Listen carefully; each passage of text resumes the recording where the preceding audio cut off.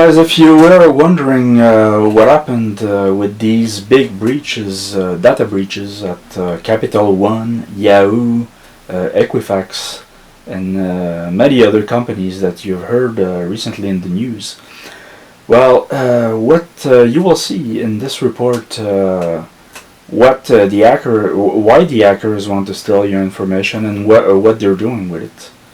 And you probably have, if you were a victim of these hacks, it's likely that you've received some of these scam emails. So let's see what that is. Imagine opening an email like this, telling you, I know your password, I know your secret, and I have proof. The anonymous said. So the big thing is that when you receive the email, they say, I know your password, and they write, you have your password written down right in front of you. So now you know that it's serious. The hacker, they have got your password. So you say, yeah, I've really been hacked.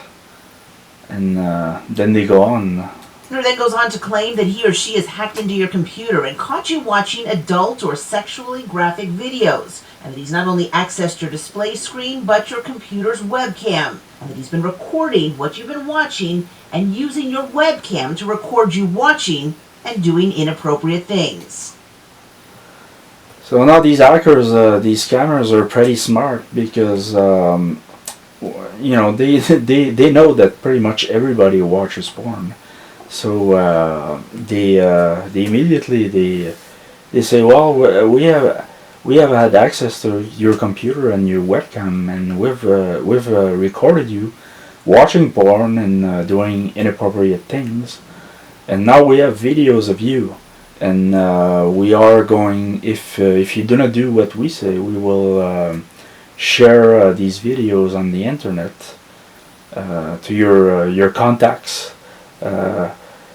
I've seen an email I received in which they threatened to put the videos, the so-called videos that they have of me. They have threatened to put them on the deep web, where all the sick people are. So yeah, it's hilarious. But you know, because when you receive the email, they say, I know your password, and your password's right there. So you kind of get scared for a moment. The person who receives it's like, oh my God. Retired FBI agent Scott Augenbaum has already heard from folks who received these emails. They go on to describe how the scammer's software program gathered all your contacts from Messenger, Facebook, and your mailbox. The scammer then gives you 48 hours to send $3,200 in Bitcoin, or else he's going to send your video to all your contacts. Do I want my wife to know? Do I want my kids to know? Do I want the church elders to know? They're really playing upon people's fear. The email can be very convincing. After all, you get it and wonder, how did they not only get my email, but my password too? Most often, this is a password you've used for an online account. And likely, it's come from one of the many data breaches we've heard about in the last year or so, where millions of email addresses, usernames, and passwords have been stolen. And what ends up happening? The bad guys are able to buy these lists of emails and passwords. Augenbaum. So basically, the hackers who stole these personal informations from the big companies that they've hacked recently, they compiled lists of names, passwords, personal informations, and they sell these lists on the dark web. And small-time scammers in foreign countries mostly, they will buy these lists, and they will send these threatening emails to the email addresses that they got on these lists, with of course the personal information like the password. And they will use different kinds of programs to automate these emails, because they will usually send thousands, millions of emails at once. So this is they will invest in buying these lists, and then they will try to steal from people, because it kind of takes a lot of effort and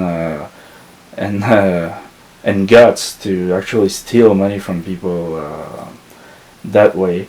So the hackers who got the information originally, they're not gonna go through that process. All they did is that they managed to get access to these lists, and now they're selling them on the deep web. Says what the scammer describes doing here, from tapping into your computer and your webcam to accessing your contacts, is technically all possible for someone to do. But what are the odds they're really doing this? In this situation, I would say the chances are very, very low. Augenbaum says it's a lot easier for a scammer to just make you think they've hacked into your computer and hope you'll pay up. After all, he suggests if they send this to hundreds of thousands or even millions of people, as is often the case with these scams, even if they just get 1% of the recipients to send them money, they're doing very well. If you do get one of these emails, don't panic, don't fall for it, just delete it. So basically, that's pretty much all the scam. Of course, they don't have access to your webcam. They don't have videos of you, and it's pretty much all impossible. And even there's no report of anyone that has had videos of him or her sent to all their contacts. But they're trying to scare people into paying money, and once in a while they do get a victim. So so if you're wondering what these scammers were doing with the information that they stole from these big tech companies, well, here it is. What's I think the scariest part though is the one that we're never being told, is that most of the time these breaches are actually internal theft of a disgruntled employee, angry employee that loses his job, and the employee will steal the information and then resell it. And now that they are outsourcing a lot of their work in third world countries, you can imagine what happens when one of these foreign Indian or whatever employees do when they get fired. They just steal the information and they sell it. But we are never being told who stole the lists. This is all stuff that they hide from us.